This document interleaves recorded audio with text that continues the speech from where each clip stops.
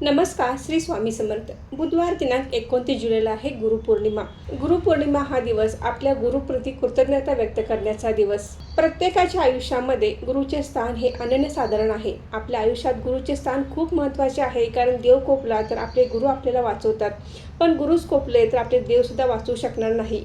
म्हणून आपल्या आयुष्यात गुरु असणं खूप महत्त्वाचं आहे.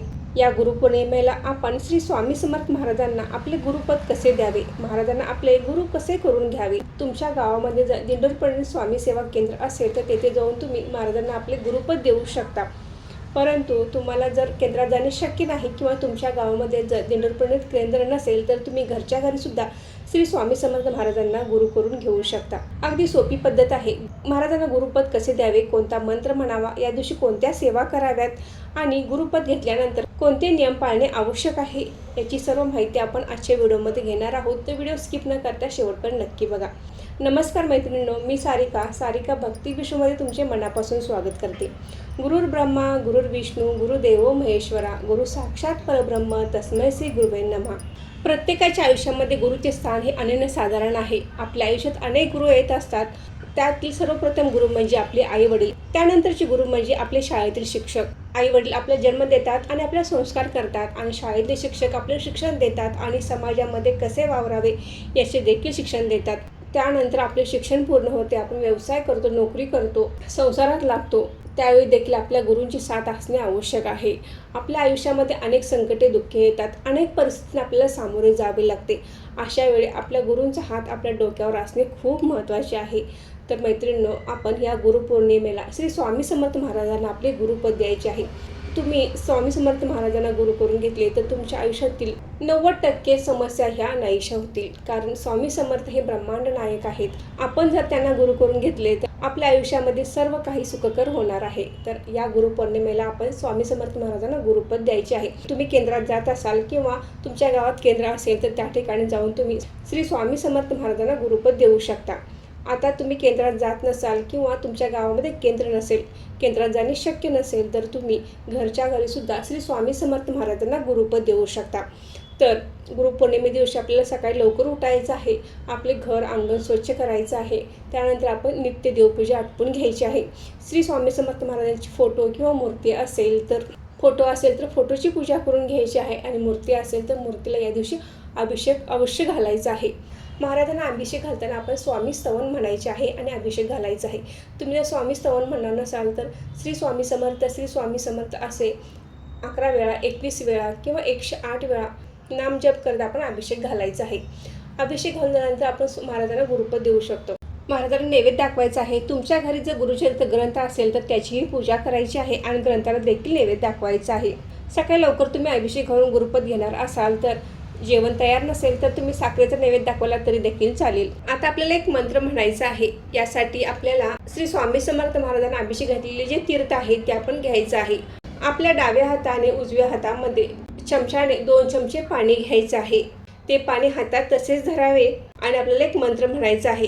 अकाल मृत्यू हरणम सर्व व्याधी विनाशनम श्री स्वामी समर्थ महाराज पादोदक तीर्थ जठरे धार्याम्यहम शिरसाठ धार्याम्यहम, हा मंत्र म्हणायचा आहे. त्यानंतर हातातील हे पाणी ते आपण प्यायचं आहे. तुमच्याकडे मूर्ती नसेल आणि फोटो असेल तर तुम्ही फोटोला अभिषेक घालू शकणार नाही, तर आपण तुमच्या घरातील शुद्ध पाणी तुमच्या हातामध्ये घेऊन तुम्ही हा मंत्र म्हणू शकता. हा मंत्र म्हणून झाल्यानंतर आपल्या हातामध्ये एक नारळ घ्यायचा आहे. हा नारळ दुसऱ्याने दिलेला किंवा पूजेमध्ये वापरलेला नसावा. तर हा नारळ आपण आपल्या दोन्ही हातामध्ये धरायचा आहे आणि त्यासोबत एक फूल देखील घ्यायचं आहे. नारळाची शेंडी ही महाराजांच्याकडे असावी, अशा पद्धतीने हातामध्ये नारळ घेऊन बसायचं आहे. त्यानंतर आपण महाराजांना नमस्कार करायचा आहे. महाराजांना विनंती करायची आहे की आजपासून या गुरुपौर्णिमेपासून तुम्ही माझे गुरु आहात, तुम्हीच माझे माता पिता बंधू आहात, तुम्ही माझ्या सर्व कुटुंबाचे रक्षण करावे. महाराज, आजपासून मला चांगला मार्ग दाखवा. माझ्या काही चुका झाल्या असतील तर मला माफ करा. आजपर्यंत माझ्या आयुष्यात काही वाईट झाले असेल ते माझ्या कर्मानुसार झाले असेल, आणि इथून पुढे जे काही आयुष्यात चांगले होईल ते तुमच्या आशीर्वादाने होईल. महाराज, तुम्ही जो मार्ग दाखवाल तो माझ्यासाठी योग्य असेल. महाराज, तुम्ही कायम माझ्या सोबत राहा. महाराज, मी जी काही तुमची सेवा करेन त्याचा मनापासून तुम्ही स्वीकार करा. आयुष्यभर तुमची सेवा माझ्याकडून घडू दे. महाराज, तुमचा आशीर्वाद व कृपादृष्टी माझ्यावर व माझ्या कुटुंबावर कायम राहावा. त्यानंतर श्री स्वामी समर्थ महाराजांना नमस्कार करायचा आहे. गुरुर् ब्रह्मा गुरुर्विष्णू गुरुदेव महेश्वरा गुरु साक्षात परब्रह्म तस्मै श्री गुरुवे नमः हा मंत्र म्हणावा. तुम्ही जर केंद्रामध्ये गुरुपद घेण्यासाठी गेला असाल तर तो नारळ आपण घरी आणायचा आहे. आणि जर तुम्ही घरीच गुरुपद घेतले असेल तर या नारळाचे काय करायचे ते सांगेन. त्या अगोदर आपण सेवा काय करायची आहे तर ते पाहू. तर या दिवशी तुम्ही श्री स्वामी समर्थ सारामृताचे पारायण करू शकता. तुम्ही जर 21 दिवसांची किंवा 11 दिवसांची सेवा करता असाल तर याचे उद्यापन तुम्हाला या दिवशी करायचे आहे. आणि तुम्हाला जर हे 21 दिवसांची 11 दिवसांची सेवा करणे शक्य झाले नाही तर आवर्जून या दिवशी आपण श्री स्वामी समर्थ सारामृताची एक पारायण जरूर करावी. त्याचवर 11 माळी श्री स्वामी समर्थ मंत्राचा जप करायचा आहे आणि 11 वेळा तुम्ही तारक मंत्र म्हणायचा आहे. दिवसभरात तुमच्या सोयीनुसार तुमच्या वेळेनुसार तुम्ही या सेवा करू शकता. तर जो नारळ आपण गुरुपद घेताना वापरलेला आहे त्या नारळाचा गोड पदार्थ करायचा आहे आणि खायचा आहे. पण आपण दुसऱ्यांना कोणालाही द्यायचं नाही. तर जो पदार्थ केला आहे या नारळाचा तो आपण घरातील सर्वांनी खायचा आहे. बाहेरच्या कुणालाही यातलं प्रसाद म्हणून देऊ नये. महाराजांना गुरुपद देताना सगळ्यात महत्त्वाचा प्रश्न पडतो की आम्ही महाराजांना गुरुपद दिले, आम्ही महाराजांना गुरु करून घेतले तर आम्ही मांसाहार करू शकतो का? तर मैत्रिणींनो, मांसाहार करणं ही तुमच्या इच्छेचा प्रश्न आहे. तुम्ही महाराजांना गुरुपद करून घेतल्यानंतर मांसाहार सोडावा असे काही नाही. तर तुम्ही ज्या दिवशी स्वामी समर्थ महाराजांची सेवा करता गुरुवार या दिवशी आपण मांसाहार अजिबात करायचा नाही.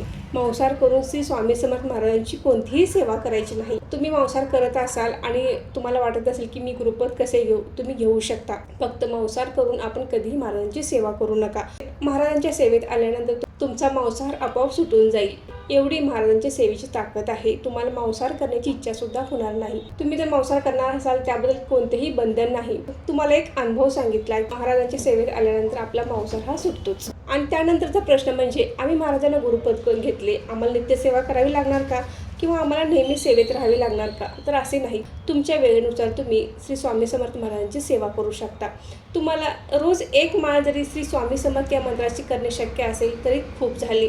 तुम्ही एखाद्या गुरुवारी सारामृताचे वाचन करू शकता. नित्यसेवा तर तुम्ही करू शकता. नित्यसेवा करणे शक्य नसेल तर आठवड्यातून एकदा गुरुवारी श्री स्वामी समर्थ सारामृताचे वाचन जरूर करावे. आता हेही शक्य झाले नसेल, महिन्यातल्या प्रत्येक पौर्णिमेला तुम्ही श्री स्वामी समर्थ सारामृताचे वाचन जरूर करावे. गुरुपद हे गुरुपौर्णिमेलाच घेतले जाते. त्यामुळे जर या गुरुपौर्णिमेत तुमचा मासिक धर्म विटाळ सुतक असेल तर तुम्हाला गुरुपद घेता येणार नाही. तुम्हाला महाराजांना गुरुपद देता येणार नाही. यानंतर तुम्हाला पुढच्याच गुरुपौर्णिमेला गुरुपद द्यावे लागणार आहे. पण तरी देखील तुम्ही मनोमन महाराजांची प्रार्थना करू शकता. जर तुम्ही गेल्या वर्षी महाराजांना गुरुपद दिले असतील तर महाराजांना विनंती करायची आहे की महाराज तुमचे गुरुपद असेच राहू दे पुढच्या वर्षापर्यंत. मी यावर्षी अडचण असल्यामुळे घेऊ शकत नाही, तर तुमचा आशीर्वाद माझ्यावर असाच राहू दे अशी मनोमन तुम्ही प्रार्थना करू शकता. श्री स्वामी समर्थ महाराजांनाच फक्त गुरुपद द्यावे का? तर तुम्ही तुमच्या कोणत्याही गुरुंना तुम्ही तुमचे गुरुपद देऊ शकता. तुम्ही श्री स्वामी समर्थ महाराजांना देऊ शकता, गजानन महाराजांना देऊ शकता, शंकर महाराजांना देऊ शकता, त्याचबरोबर साईबाबांना देऊ शकता किंवा तुम्ही कोणत्याही तुमच्या गुरुंना तुम्ही गुरुपद देऊ शकता. परंतु श्री स्वामी समर्थ महाराज हे ब्रह्मांड नायक आहेत. आपण खूप भाग्यवान आहोत. साक्षात ब्रह्मांड नायकांना आपण गुरु करून घेत आहोत. याने आपले गुरुबळ नक्कीच मजबूत होणार आहे. ज्यांना कुणाला या गुरुपौर्णिमेला गुरुपद करून घ्यायचे आहे त्यांनी नक्कीच या गुरुपौर्णिमे दिवशी महाराजांना गुरुपद द्यावे. खूपच चांगला परिणाम आपल्या आयुष्यात आपल्याला पाहायला मिळतो. आयुष्याचे सोने झाल्याशिवाय राहत नाही. तर मैत्रिणींनो, आवर्जून या गुरुपौर्णिमेला महाराजांना गुरुपद द्या.